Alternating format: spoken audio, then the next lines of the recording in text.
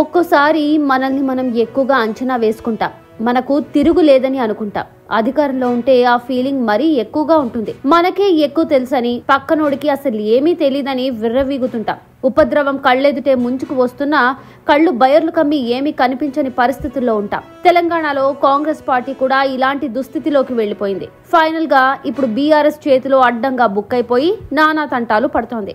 సాధారణ లీడర్స్ ఎలా ఉన్నా కొందరి ఓవర్ యాక్షన్ కారణంగా సీఎం రేవంత్ రెడ్డి పరువు పోయిందని చెప్పుకోవాల్సి ఉంటుంది. తమ ప్రజా పరిపాలన ఘనతపై, తాము అమలు చేస్తున్న పథకాలపై ప్రజల స్పందన తెలుసుకోవడానికి కాంగ్రెస్ పోల్ నిర్వహించింది. ఇది ఇంతవరకే పరిమితమైతే బాగుండేది. కానీ కాంగ్రెస్ పార్టీ కేసీఆర్ ను గెలుక్కుంది. ఫామ్ హౌస్ పరిపాలన బాగుందా, ప్రజా పరిపాలన బాగుందా అని 2 ప్రశ్నలు సంధించింది. అందులో ఫామ్ హౌస్ పరిపాలన బాగుంది అనే దానికి 70% పైగా ఓట్లొచ్చాయి. ఇంకేముంది, గులాబీ సోషల్ మీడియా విభాగం రెచ్చిపోయింది. చూసారా తెలంగాణ ప్రజలు ఏం కోరుకుంటున్నారో?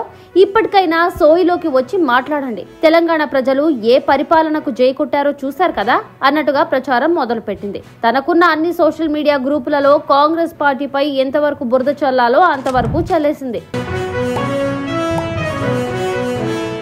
నిజానికి కాంగ్రెస్ పార్టీ పప్పులో కాదు, తప్పులో కాలేసిందని అనుకోవాలి. బీఆర్ఎస్ సోషల్ మీడియాను ఆ పార్టీ సరిగ్గా అంచనా వేయలేకపోయింది. తెలంగాణ ప్రజల్లో బీఆర్ఎస్ సోషల్ టీమ్ స్ట్రాంగ్ గా చొచ్చుకుపోయి చాన్నాళ్లైంది. సోషల్ మీడియా హ్యాండ్లర్స్ కూడా బీఆర్ఎస్ హార్డ్ కోర్ కార్యకర్తలే కావడం విశేషం.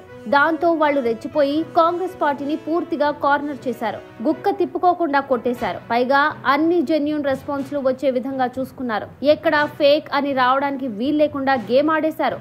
దాంతో కాంగ్రెస్ పరిస్థితి అడకత్తెరలో పడిన పోకచెక్కలా తయారైంది. బీఆర్ఎస్ సోషల్ మీడియాను తక్కువగా అంచనా వేసి కాంగ్రెస్ పార్టీ లబోదిబోం అంటోంది. మరో పక్క అడ్డంగా ఇరుక్కుపోయిన కాంగ్రెస్ పార్టీ ఇప్పుడు పోస్ట్ మార్టం మొదలు పెట్టింది. సీఎం రేవంత్ రెడ్డి కోప్పడ్డారో లేదో తెలియదు కానీ కాంగ్రెస్ పెద్దలు మాత్రం పార్టీ సోషల్ మీడియా నిర్వహణ తీరును సమీక్షిస్తున్నారు.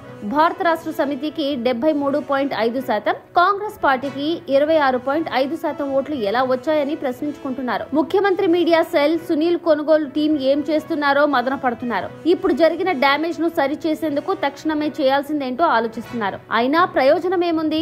జరగాల్సిన నష్టం జరిగిపోయింది కదా.